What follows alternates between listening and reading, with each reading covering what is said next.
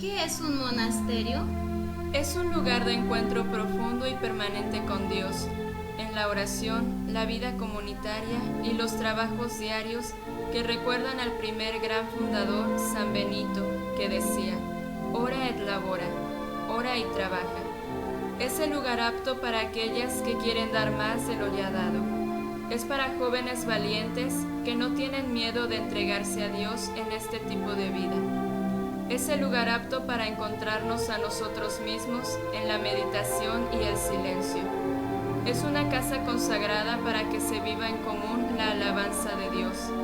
Es una escuela para la santidad, un taller donde el alma que aspira a la santidad se irá forjando, tallando, puliendo, pintando, dorando. Es un jardín donde se cultivan las flores de las virtudes. Es una manera de seguir a Jesús de Nazaret, el Hijo de Dios y de María Inmaculada, en soledad y contemplación. Porque el monasterio es un lugar apto para la meditación, la escucha de la palabra de Dios, la práctica de la caridad en la convivencia, en el trabajo, en el silencio, donde el alma bien dispuesta disfruta de la verdadera paz y se ofrece a Dios orando, con todo lo que es y con todo lo que hace por la humanidad. A un monasterio se va porque es la mejor opción que alguien puede tener en su vida, porque descubre que es ahí donde Dios le llama. A un monasterio concepcionista se va porque allí se respira a Jesús, se vive del sagrario, se ora, se trabaja, se sufre y se goza bajo la mirada de María, junto a unas hermanas que forman una familia peculiar, en la que cada hermana es un lugar privilegiado de comunión con Dios. La formación de la concepcionista tiene como objetivo lograr en el tiempo actual que las monjas y candidatas se capaciten, vivan, para seguir a Jesucristo y vivir desde la contemplación el Evangelio y el misterio de la Inmaculada Concepción, según el estado de vida de nuestra Santa Madre Beatriz de Silva. La formación del monasterio lleva a adquirir aquello que no tengo, como el hábito por la contemplación, el amor al silencio, el gusto por la soledad y el deseo de ser pura a los ojos de Dios.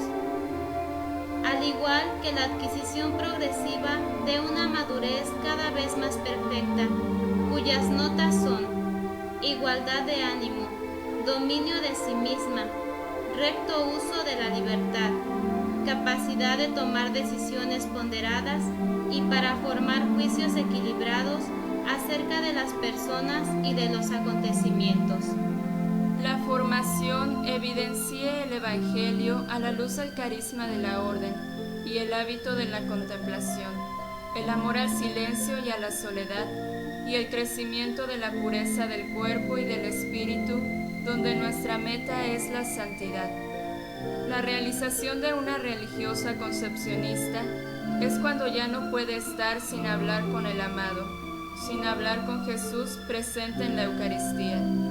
Su realización supone una formación integral a través de la aceptación libre y plena de sí misma y del programa de vida implicado en la vocación que irá madurando en las diferentes etapas de formación. Aspirantado. Es la oportunidad de discernimiento sobre la autenticidad de la vocación, de la aceptación a la invitación de Jesús que llama a la joven a su seguimiento, y con María consagrarle toda su existencia como el absoluto y más grande amor de su vida. Postulantado. Es el inicio de una aventura para la joven que se sintió atraída por el amor de Cristo y ha decidido seguirle por encima de todo otro amor. Noviciado. Es un tiempo de iniciación integral al género de vida que el Hijo de Dios asumió y Él nos propone en el Evangelio con María y en María. Realizando este seguimiento en el silencio que facilita la escucha de la palabra de Dios, en la obediencia a los planes de Dios sobre el mundo y la propia persona, en las sencillas tareas cotidianas de la vida y en la entrega generosa de la capacidad de amar, del deseo de poseer y de la libertad de disponer libremente de la propia vida. Votos temporales.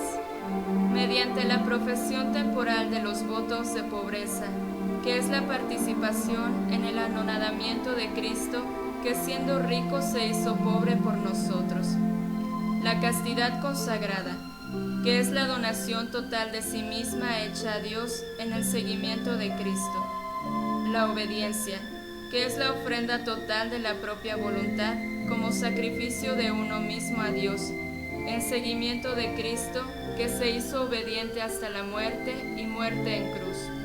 Clausura, signo y separación del mundo, una opción de soledad y de apartamiento para vivir la vida contemplativa.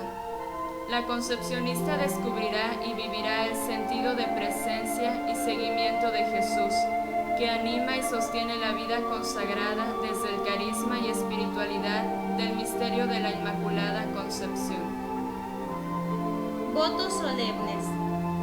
Como expresión del puro amor de Dios, que vale más que cualquier obra, la concepcionista se consagra a Cristo en cuerpo y alma para toda la vida, con el fin de ofrecerse como hostia para la salvación de las almas, en un darse a Dios y a los demás sin reservarse nada para sí.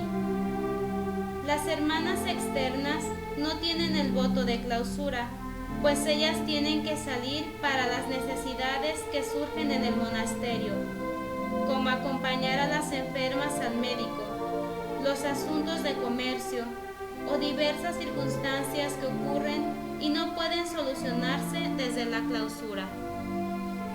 La hermana externa, ya cumplido su encargo, vuelve al recogimiento del monasterio, participando de la vida claustral en todo, oración, trabajo, etc., teniendo en cuenta que ella profesa también la vida contemplativa. Nuestra Santa Madre Beatriz nos ha hecho ver que la profesión de los consejos evangélicos es la consagración total a Dios sumamente amado. Por ella se manifiesta más plenamente la consagración bautismal y se imita y representa el género de vida virginal y pobre que Cristo escogió para sí y abrazó su Madre la Virgen. Por ello, nuestra Santa Madre fundó una orden, la cual por los consejos evangélicos se propone seguir a Cristo con más libertad e imitarlo más de cerca, viviendo la consagración radical con que María fue consagrada por Dios en el misterio de su concepción inmaculada. Mediante la profesión de los consejos evangélicos, Santa Beatriz hizo voto público y solemne y se comprometió ante la Iglesia a vivir estos votos. Obediencia. Santa Beatriz siempre fue dócil a las llamadas del Espíritu Santo. De esta fidelidad nació nuestra orden concepcionista.